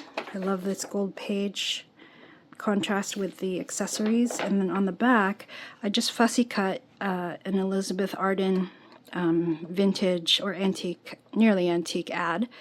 Donna, I'm really working hard on my fussy cutting skills, but Elizabeth Arden actually is a Revlon company, so they were acquired by Revlon in the 80s or 90s. My favorite lady, Yvette Aubillon, and this is her ID card. And so she was born in 25, but just after college, she does move to Paris with her permanent job. So this is her voting card, original, and then this is her photo. A watercolor painting of Paris in the background there. So that's from Ina. There's Yvette, all young and ready to go tackle the big city after college. So this acts as a tuck, plaid, again because of Christian's love for tartan plaid and florals. So flashcards on this side, F for flower with fussy cut rows, but also for fabric, feathers, which you saw feathers, and then Millinery Department. That's okay. So feathers from your milliners, and then some use of fox and frills and fringe. I think this was a reproduction Sears catalog. I don't know now, but it was, or reproduction book of a Sears catalog. But these hats actually have come back in the Dior line. If you look at the cruise line from the last 3 years, Maria Grazia Chiori recreates a lot of these hats, these more modern Spanish-looking bonnets and hats. And then in here, and there's her hat, the pleats. This is a Dior fashion item. And then there's the undergarments, fabric shapes. This is going to be important here. This all ties together. So in this envelope, it's just one of these vellum waxed envelopes that I covered with the British paper and a little bit of a French quote here about focusing on the work, focusing on one item, one thing. This is an antique, very delicate French feather bird for hats. So do you remember the hat in, if you watched the movie, Sex in the City movie that came out, I guess, 8 years ago now, and Sarah Jessica Parker's character Carrie had a bird in her hair when she was going to try to marry Big for the first time. Feather. It's delicate. It might need to be repaired, it looks like. Or leave it here. As long as, if you do leave it here, just make sure to have it kind of sticking out a little bit, just so that it doesn't get extremely squished in here. You could use it as a book topper. You could take the feather and put on the cover of the book. Magazine article from 1948. In the very first picture, this is a mulberry paper to protect it because it's extremely, extremely brittle. It is bound into the book, so I've put tabs, whether fabric or paper, on the side so that you don't handle the paper too much because it literally will crack and or tear. But it shows the importance of undergarments. Look at his bras, bralettes, half corset, and then here's the skirt with the ruffles to create volume underneath his skirts, additional volume. If you don't sew in a yoke, maybe he's using ruffles, a ruffled corset underneath. Feathers, pins, hat pins, and berets, the lace in his undergarments. flowers, paper flowers, or fabric flowers. The importance of flowers in his designs, and the bows, the ribbons and the bows right here. Gloves. Magazine, so it's in English, this article. It's quite fascinating because it was 1 year after his first new look Coraline line came out. And then I did double this first page up with an ad from the Life magazine just to give that article or page a little bit of extra padding. Tab or envelope, and inside will be a little bit of a hat design. I'll link her her Patreon below. It's a free Patreon. And then some space to write on the back, and then some of your post-its. So it's stuck on here, but there are these vellum post-its. You might need a pencil to take that off because of the sticky side. But it's basically your post-its, your vellum post-its that you could put throughout the book to add your notes. I'm stuck to the back side there. I'll add a few more, depending on how much space this book has. Not to make it too bulky, but it is a hidden paper clip. The importance of accessories in his designs. So that's a flashcard and accents. And here's an actual example. And this is the staircase at 30 Avenue Montaigne. And then the use of jewelry and Swarovski crystals. This is actually a glued down tuck. So even if you don't use this paper clip in this exact page, you could tuck things behind. And this is just a little piece of that Elizabeth Arden article or advertisement that I was fussy cutting. It's part of the article in the Life magazine. I know well the women, says this shy little Frenchman. It's actually a great article, and there's a lot of laughs in it because of how they describe him being shy, wealthy. I'll show you that in the end here. So it's continued with some of his new look designs here, and the use of pleats or gathers just to try to preserve it and keep it from cracking too much. That's him in his Parisian home in Paris, and it sounds like he actually designed it to match his home in Granville, exactly, his parents' home in Granville. So more of the article, pictures from the first fashion show, how it mentions gentlemen do not become dressmakers. Oh, really? It's funny. I'll try to find this photo for you and blow it up, but it's the Paris seamstresses on St. Catherine's Day, November 25th, traditional spinster's holiday. Dior surrounded by his seamstresses and Atelier workers, employees. And then since this article is about brand new Dior line and his first new look, I did a sketch after I mentioned watching the Victorian Albert Museum video, just to take notes about the jacket, how many sides it took to create the jacket, the length of the pleated skirt, and I think I already said it, 18 feet to create this skirt, 18 feet of fabric, because the pleats themselves were 4 centimeters deep. So each pleat was 4. Can you imagine that weight? How much this would have weighed? With not only the fabric, the lining, the netting, the 2 layers of canvas, this horsehair canvas, the layer of cotton flax or cotton linen, plus your yoke, the stitched yoke at the belt line. They didn't say how heavy it was, but they should weigh that thing. 90 centimeters long. I did spray this with fixative since it's charcoal pencil, so you'll feel a little bit of it, but at least it won't smudge any further. And then I think I mentioned I put the original pattern, so just that tab keeps it from falling out when you're turning your pages.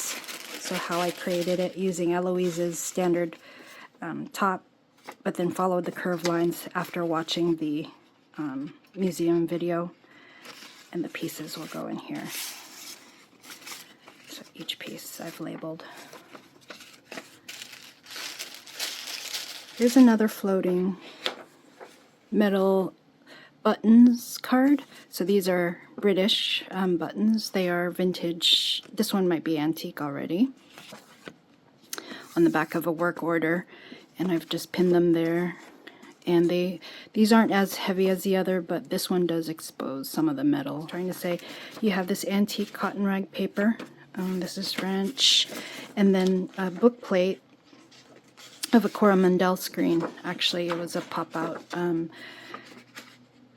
And it reminds me of the Coromandel screens that I had to sell a couple of years ago.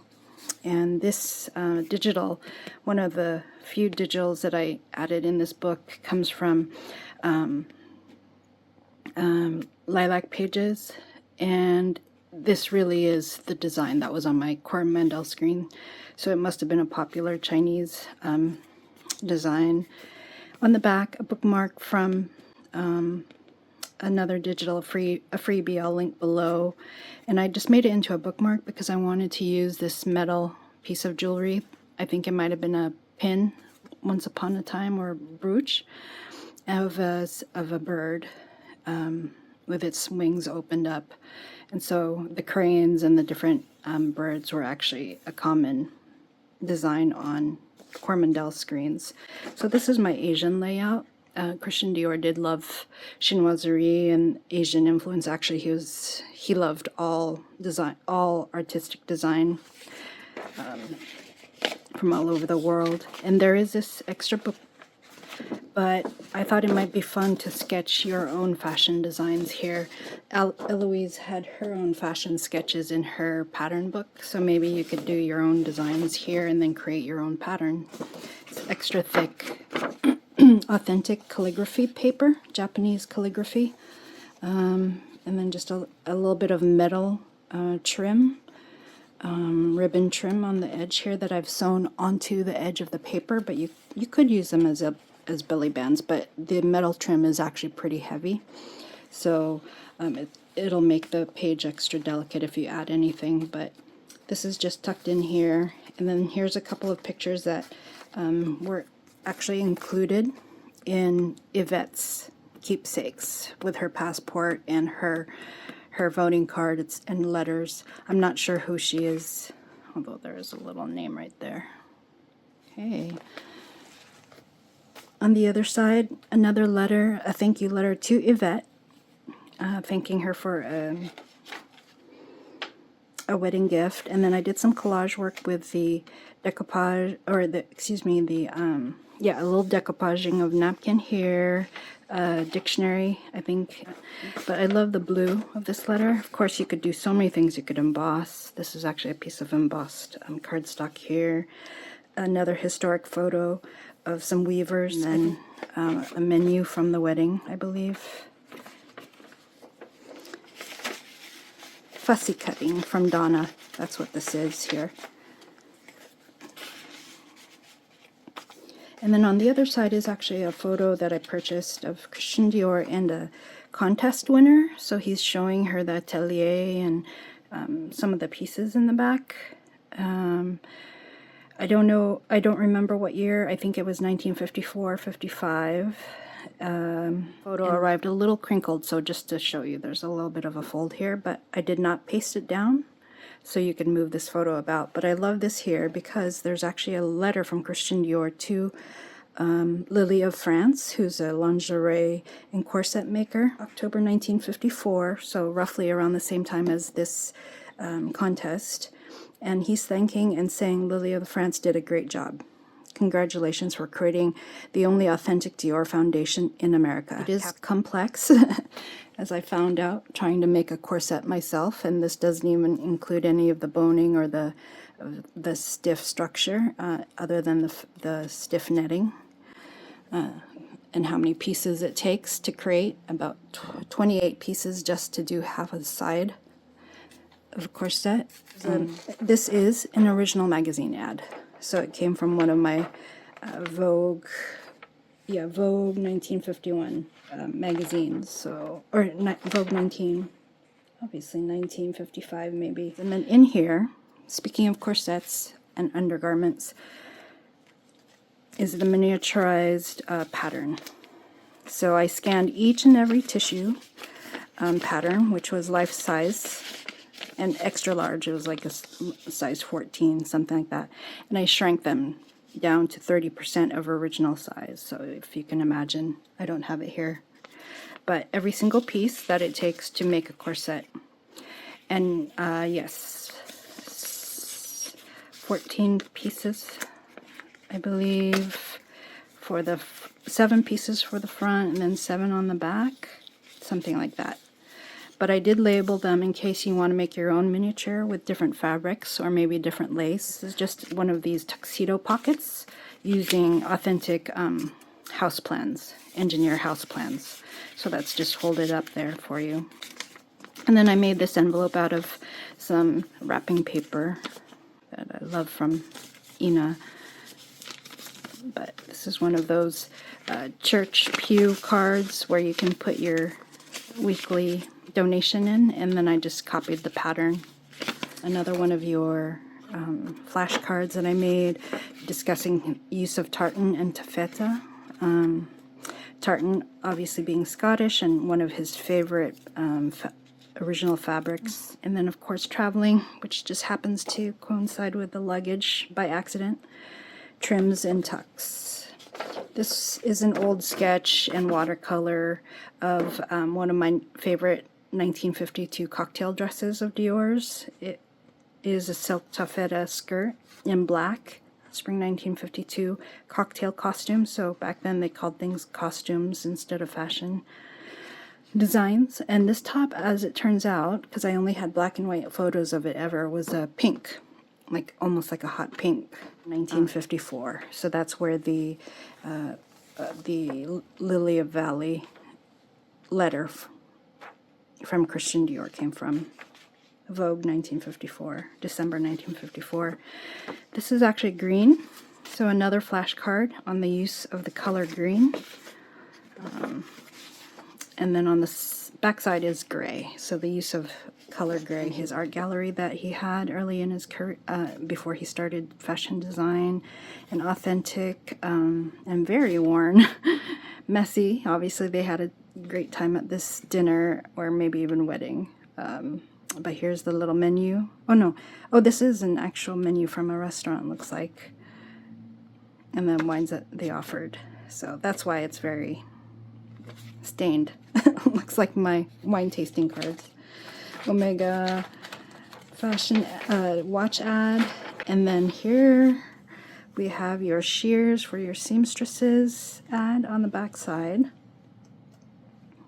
The next section looks very flat and small, but it's actually a collector's dream. I acquired this Connoisseur Magazine. It's a British magazine from 1987, and it had Christian Dior article in it. And I went ahead and took the magazine apart, but gave you the cover just so you could remember where the article came from, and also because of the beautiful colors. But here is one of your Dior trading cards, excuse me, and it's just taped, washi taped to this so that you can float it about. You saw another one in the timeline. This one is regarding the trapeze line, so it looks very much like the bar suits, but this one is 1957, so 10 years. Oh, debuted in 1957 for the spring 1958 line, designed by Yves Saint Laurent for Christian Dior. So it's a homage to the original bar suit. And then more green and more designs by Marc Bohan for Princess Grace. I love this jacket, and look, gray and green wool jacket and suit ensemble by Marc Bohan, 1972. And then parts of the magazine Connoisseur, and then here's the article looking back at the new look. So this was in 1987, and it has Christian Dior at his home in the country. I think this is in the country in Italy, his home where he died, eventually died. This is one of my favorite photos of all time. Just the action of twirling and showing you the almost the gathers of the skirt and the fullness. Some of the designs from 1947, but also into 1950, the suits. hopefully I can zoom in on this page, and there's the bar suit, of course. Doesn't show you the depth or detail of the pleats. And then this is one of my favorite designs here, not only for the Napoleon-esque hat detail, but the sculpture of the off-shoulder dress by Dior and the gloves, as that larger photo of the little girl, young girl.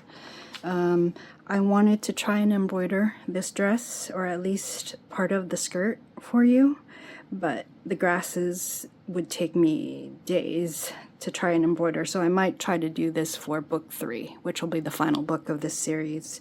The skirt, so the importance of the undergarments, and then the importance, of course, of the undergarments, and there's the boning of your corset, which I did not add yet because it's so tiny and it would be so intricate for me to try to stitch, but and some of the not snaps, but the hooks that are actually part of the back here that I have not added either. So hooks would be on the one side here, on the front, hooks would be on the front side, and then the string would be on the back.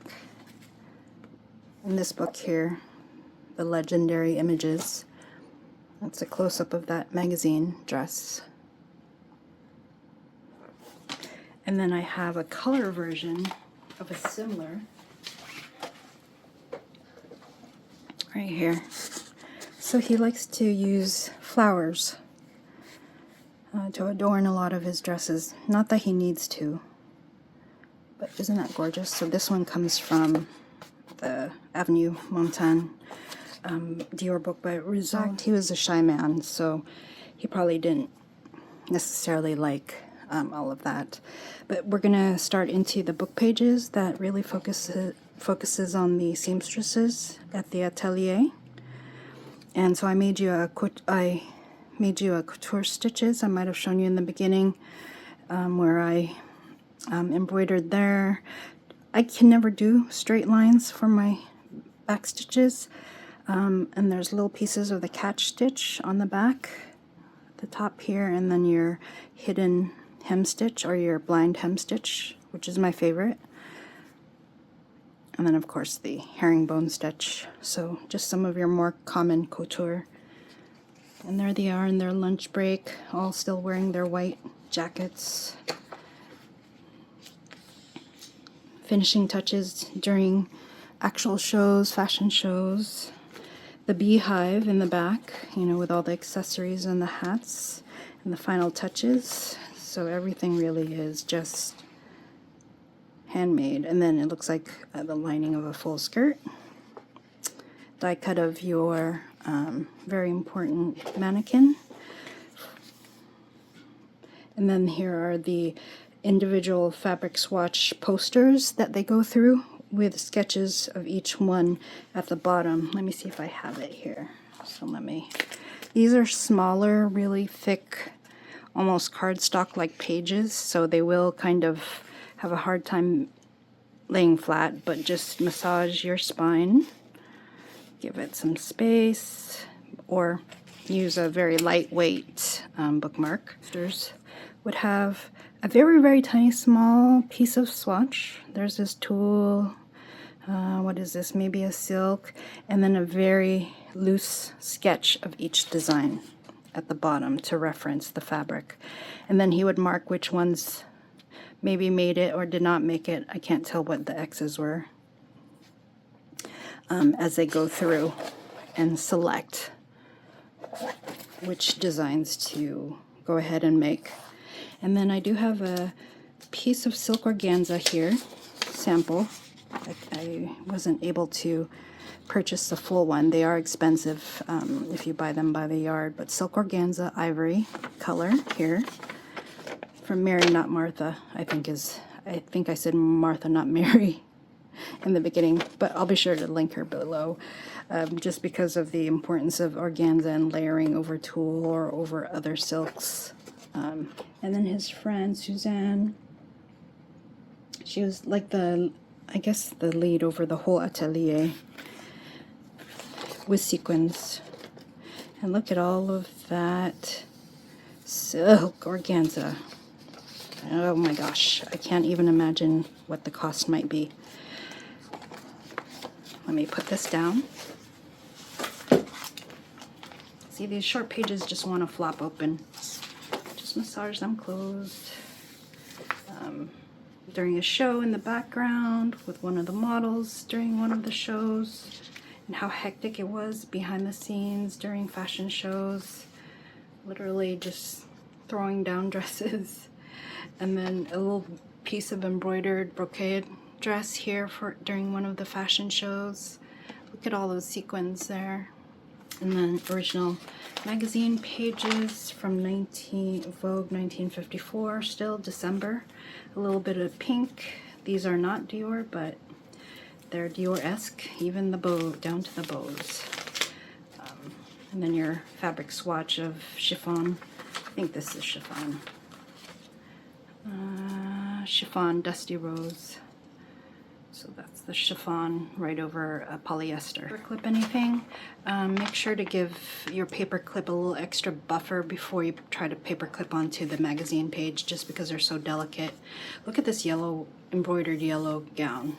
It's Nat Kaplan, or I don't know this brand, Moiga Shell. But it's so Dior-esque, even down to the bow in the back. So a lot of fashion designers like to copy each other. Again, patterns themselves are not copyrighted, but individual unique designs, once they become a couture piece, are. December 1955. This is a book page of a sketch for a Monte Carlo dress for the Flecha line, spring summer 1956, for Princess Grace. So these are just paper clipped with your tartan ribbon trim here, just so you could use them as references or float them around, because I'm very tactile. So, and this was the Collinette dress, 1956. Look at those bows. And of course the fur. This is a classic. I wanted to try and make this dress. There are some patterns from Eloise for creating sort of the loose boat style shawl collar. And then of course you have the patterns for the skirts, and it looks like he used silk for those. So this one was called the Caracas dress, 1954, for the premiere of Rear Window, one of my all-time favorite movies, especially because of her costume designs. A little bit of the article. This was her celebration of her engagement to Prince Rainier III. This was at the Waldorf Astoria in New York City in 1956, January. Look at that intricate flower design on the front, probably all silk, I'm sure. And since this was Waldorf Astoria, my brother recently went to Waldorf Astoria, but it was in Los Cabos, Mexico. But it's still fun to have some paper. And there's the back of Prince Rainier's head. So these are floating, just so that you can move them about or take them and try to create your own fashion designs and or patterns. More of the book pages celebrating the seamstresses in the back. Look at those gowns, even from a sky point of view, you could see the gathers, the amount of fabric, just volumes of. Look at this. This is probably, looks like a raw silk style.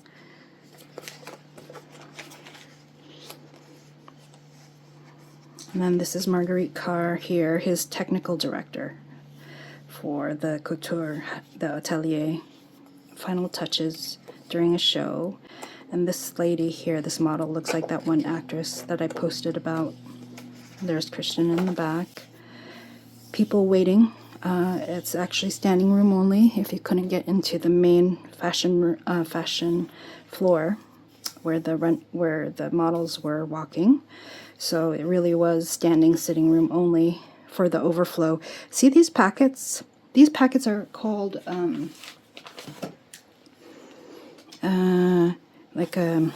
what are they called again? Press packets. So they would receive a press packet with a description of each dress that they would be seeing, and then maybe a little more commentary on each dress. And this press packet is actually from Spain, circa 1986. I haven't decided if I'm including parts of it if I want to take it apart because it includes other fashion designers, but these are the types of press packets that they would receive during fashion shows.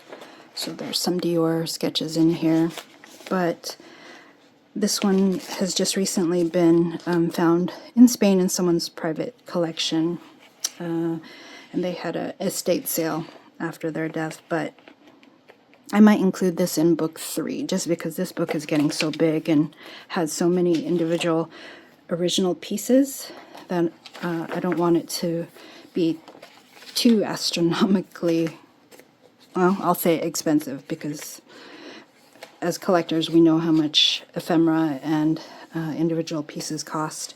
Gallery Dior book page of the official bar dress, skirt and, or excuse me, bar suit.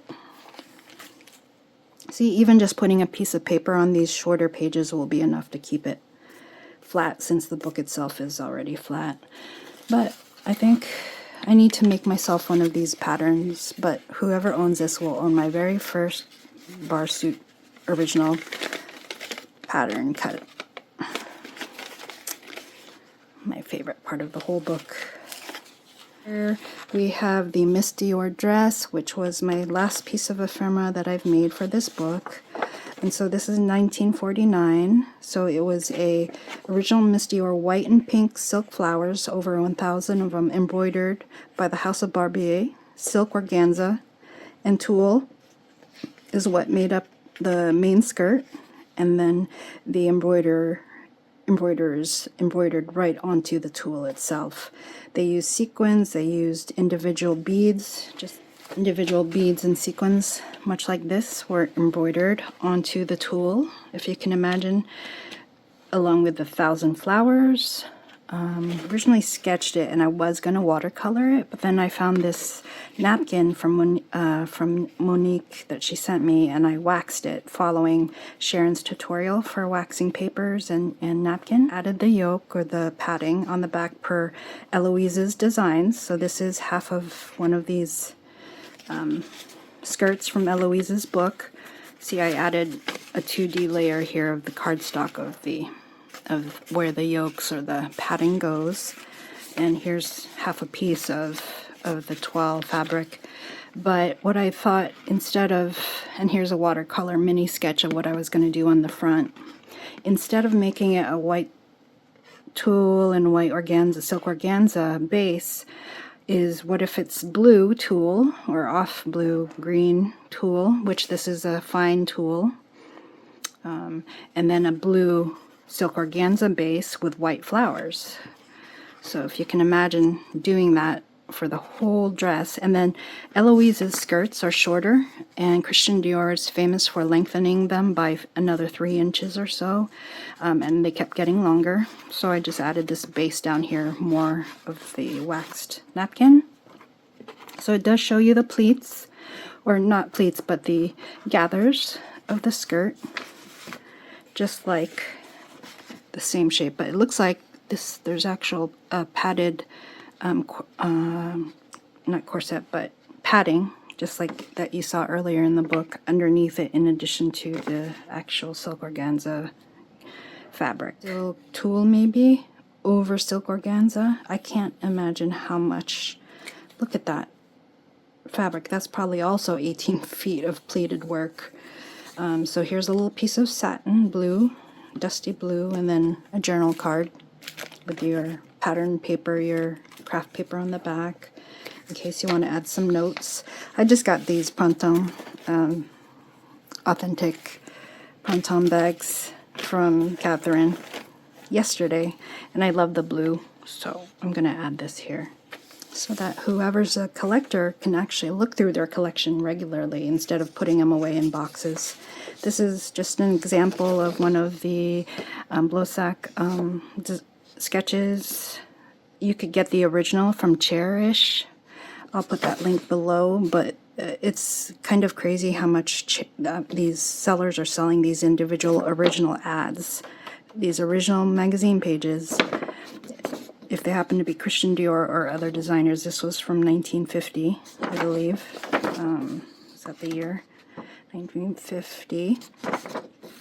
This one was over 256 US dollars if you buy the individual original magazine page advertisement. So whoever collects this, if you'd like to add more green, pops of color. On the back of this car ad from 1930, what is this, 1955, is an actual Dior ad. So another original Dior ad talking about the dresses for you at Christmas time. So precious cargo indeed. And then one of my fussy cut roses from a Pierre-Joseph Rodate book. I am trying to be as good as Ina and Donna, but I have to admit it's really difficult for me. And then a Dior perfume ad. Original book page of this red dress, which was actually part of the cover of the December 1954 magazine. Oh, excuse me for knocking that. So there's the original dress. There's a little piece of the undergarments that really help shape what they are wearing and the importance of structure. But this was the cover for Vogue December 1954. The important piece about this not only are the pictures, but the fact that Dior did license his designs so that American or other fashion houses or dressmakers could make and sell Dior fashions at a lower cost. So of course there was the copying of and making cheaper versions of fashions, and you'll read about that in some of the pages, how something that cost 500 quid for Mrs. Harris in that movie could be sold in a department store for $7 or $8 in the US. So couture versus a department store making the dress. But in this case, there were dresses that were licensed so that they could be labeled Christian Dior. And so this describes the holiday dress, red evening dress in taffeta with a coat, matching coat. And copies of the dress are available at Wanamaker's in Philadelphia. So Wanamaker's must have been one of the department stores that licensed Dior so that they could put the Dior label on these dresses here. So isn't that interesting? I'll link below one of the licensed excuse me, dressmakers, just so that you could see and hear from one of them how they were able to make them. Basically, they'd fly to Paris and they'd get the designs directly out of the atelier and try to sketch the patterns themselves from the atelier. So they didn't make copies back then. They didn't have copy machines back then. And then they would take as many notes, ask a million questions on how did you do this? How did you stitch that? How did you create this shape? And as you see, all of the structure and the corsets underneath the gowns. And then they would go home and try to source the same fabrics, maybe a lesser quality. But if they were the same quality, then they can license it with a name. This page is actually a Christmas poem, but I just love the handwriting of this postcard from January 13th. Is that the year? 1972? Bon année, happy holidays. More of my practice fussy cutting. Actually, this is from Donna, but I did add them to the actual individual artworks. So a prospect of flowers, I thought, because it's very fitting, because Christian Dior did try to make his gowns and women into walking, living flowers. This one is a Bonnard, anemones. This is my favorite piece of artwork, and then more fussy cutting on the side here. I Am Seeking Something More by Vincent van Gogh. It's a translation of his poem and letter to his little sister a couple years before he died in 1887. So that's a beautiful poem right here. I imagine Van Gogh was probably one of Dior's favorites. Gina Lollobrigida, Ava Gardner. Can you imagine designing something for them? So this is where I've tucked away all of the basic patterns, the most basic that I think could be used to then elaborate on to create your couture. So the basic structure of sailor collar, sailor collar part 2, so you could actually enlarge and or just trace this onto your pattern and craft paper to cut out your fabrics. Tuxedo collar, and how to assemble the collar, and I think I put the tuxedo on the back. There it is. And this was the bust where I elaborated and extended for the bar jacket right here. So exact same one. You can enlarge or shrink that as you like. So these are the actual sizes that were in Eloise's book. Shawl collar, and how you can maybe adopt the shawl collar to be a little wider and more off shoulder. So those are your basic structure pieces, include in addition to the skirts that are earlier in the book. Fussy cut rose, and then this is the embroiderer Why Not Stitching. She has a channel on YouTube, but also her website, where I followed her tutorial for the butterfly. You'll see her gauge is finer. She used 1 or 2 threads, and then she uses this, I forgot, like a Russian rug technique to create the body of the butterfly, but I didn't do that. I just did basic there. And then we are at the back of the book. I can't believe it. No pockets, but you can use your photos as pockets or any of the fabrics, and I'll leave it up to the future owner. And we'll close this up, and there's the back again, and the side and front. Thank you for joining me. Again, I'll add chapters to make this video a little easier to get through. So this will be for sale. Reach out to me on Instagram if you're interested. And I will see you for book 3 soon. And before book 3 is done, I'll be finishing up my Aunt's Prayer journal. Thank you.